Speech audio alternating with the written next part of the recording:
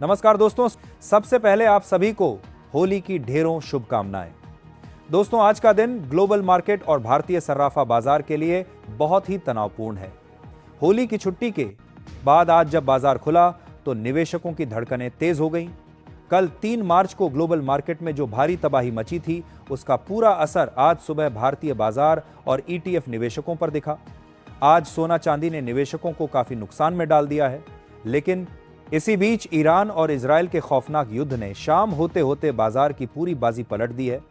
दुनिया एक बहुत बड़े युद्ध के मुहाने पर खड़ी है और इसका सीधा असर आपके सोने और चांदी के भाव पर पड़ रहा है।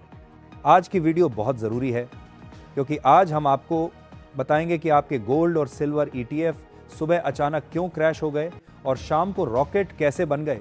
साथ ही जानेंगे कि भारत सरकार ने रातों रात चांदी के आयात पर कौन सी रोक लगा दी है और ज्वेलर्स जीएसटी को लेकर क्या बड़ी मांग कर रहे हैं। साथ ही हमारे नए चैनल को जरूर सब्सक्राइब करें, जहां आपको हर सुबह लाइव मार्केट की सटीक जानकारी मिलती है।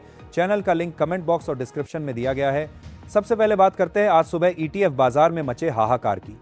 अगर आपको ईटीएफ के बारे में नहीं पता है तो आप कमेंट में ईटीएफ लिखें। मैं कल के वीडियो में ईटीएफ के बारे में आपको आसान शब्दों में समझा दूंगा। दोस्तों, आज सुबह बाजार खुलते ही गोल्ड ईटीएफ 3 से 4% और सिल्वर ईटीएफ 7 से 8% धड़ाम हो गए। टाटा, आईसीआईसीआई और निप्पॉन के सिल्वर ईटीएफ में भारी बिकवाली देखी गई। आखिर ऐसा क्यों हुआ? दोस्तों, कल 3 मार्च को जब हम होली मना रहे थे और हमारे बाजार बंद थे, तब ग्लोबल मार्केट में सोना 5% और चांदी 11% क्रैश हो गई थी। डॉलर इंडेक्स और बॉन्ड यील्ड बढ़ने के कारण बड़े विदेशी निवेशकों ने अपना पैसा निकाल लिया था। इसलिए आज जब भारतीय बाजार खुले तो उन्होंने कल की उस भारी गिरावट को एक साथ एडजस्ट किया, जिसकी वजह से आपके ईटीएफ लाल निशान में चले गए। लेकिन दोस्तों, घबराने की कोई बात नहीं है। शाम को एएमसीएक्स खुलते ही सोने और चांदी ने शानदार रिकवरी दिखाई है।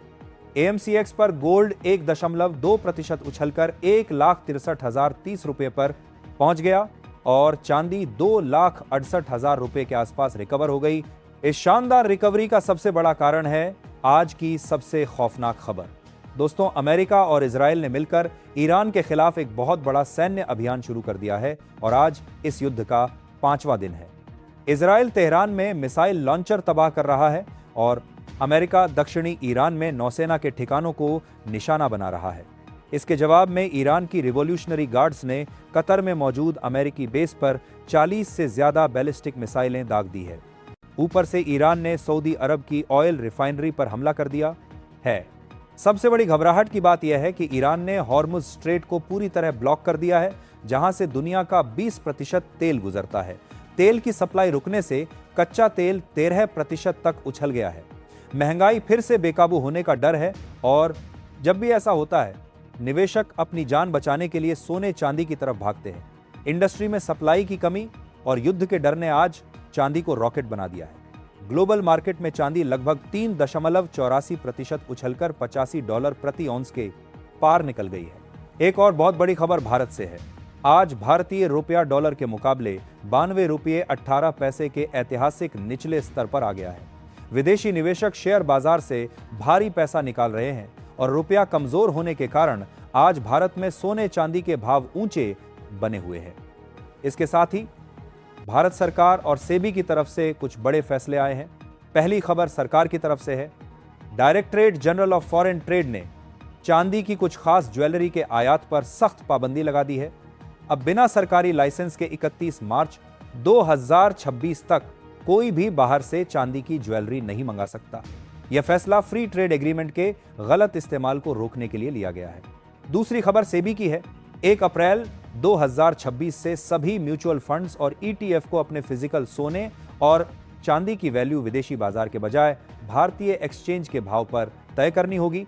इससे भविष्य में कीमतों में जो अचानक अंतर आता है वो कम हो जाएगा। तीसरी और सबसे बड़ी राहत की खबर बजट से जुड़ी है। All India gem and jewellery council ने सरकार से मांग की है कि सोने चांदी पर लगने वाले 3% जीएसटी को घटाकर 1.25 या 1.5% किया जाए। साथ ही पुरानी हॉलमार्क ज्वेलरी बदलने पर जो टैक्स लगता है उसे भी हटाया जाए।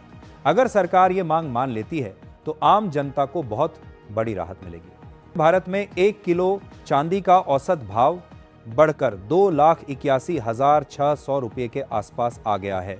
अब भारत में 24 कैरेट सोने का औसत भाव 1,67,000 रुपये प्रति 10 ग्राम है और 22 कैरेट सोने का औसत भाव 1,53,500 रुपये प्रति 10 ग्राम है। इतने भारी रेट की वजह से अब लोग 22 और 24 कैरेट छोड़कर 18 और 14 कैरेट की हल्की ज्वेलरी खरीद रहे हैं, क्योंकि आम आदमी का बजट बिगड़ चुका है। अब बात करते हैं गोल्ड सिल्वर रेशियो की। दोस्तों, आज गोल्ड सिल्वर रेशियो 59 से 61 के बीच आ गया है। इसका मतलब है कि चांदी सोने को बुरी तरह पछाड़ रही है। जब यह रेशियो नीचे आता है तो बड़े कंप्यूटर और एल्गोरिदम तुरंत सोना बेचकर चांदी खरीदना शुरू कर देते हैं। यही वजह है कि आज चांदी में भयंकर रिकवरी आई है। अब सुनिए कल गुरुवार 5 मार्च को क्या होगा। कल का दिन बहुत उथल पुथल वाला रहेगा। कल अमेरिका का ईडीपी रोजगार डेटा और सर्विस सेक्टर का पीएमआई डेटा आने वाला है।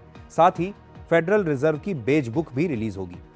अगर कल रोजगार के आंकड़े कमजोर आए तो बाजार को लगेगा कि ब्याज दरें घटेंगी और सोना चांदी और भी ऊपर भागेंगे। अगर सब कुछ सही रहा तो कल आपको सोना और चांदी के भाव में बढ़ोतरी देखने को मिल सकती है और ईटीएफ में भी कल गैप अप ओपनिंग देखने को मिल सकती है। मार्केट एक्सपर्ट्स का कहना है कि यह गिरावट सिर्फ एक मौका है। लंबी अवधि के निवेशक हर गिरावट पर खरीदारी कर सकते हैं। एमसीएक्स पर सोने के लिए 1,60,100 रुपये एक बहुत मजबूत सपोर्ट है। निष्कर्ष यह है कि युद्ध और महंगाई का खतरा सोने चांदी को नीचे नहीं आने देगा। अगर आप शादी के लिए खरीदारी कर रहे हैं तो हल्की ज्वेलरी एक अच्छा विकल्प है।